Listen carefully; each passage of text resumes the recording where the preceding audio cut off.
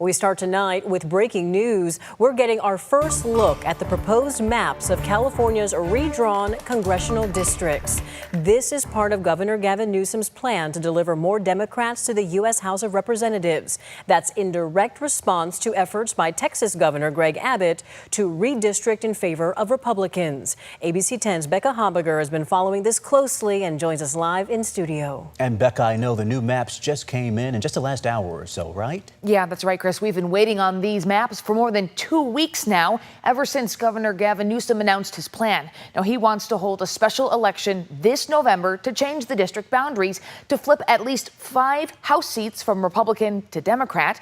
President Donald Trump has asked Texas to flip 5 seats to Republican, which the governor there is working to do. Now, let's take a look at what Governor Newsom is proposing. Here's that newly released map. California has 52 seats in the U.S. House of Representatives. That number is not changing. 9 of them currently are held by Republicans.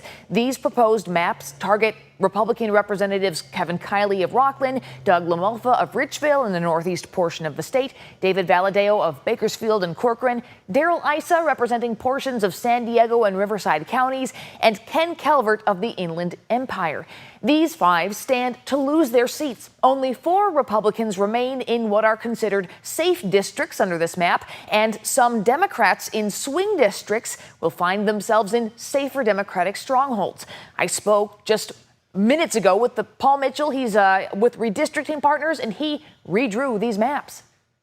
We have these 5 Democratic pickups, but we also have about 5 seats where we have Democrats who, maybe won by a couple hundred votes in the last election, and we can't afford for a Republican to pick that seat up and eat into these potential gains. So we did a lot to bolster Democratic candidates up and down the state that are potentially in tough races, like Adam Gray in the Central Valley. Keep in mind, California has an independent redistricting commission that is in charge of redrawing congressional districts after each U.S. census. Newsom's proposal would temporarily put their maps on hold for the next 3 election cycles, returning to the commission after the 2030 census.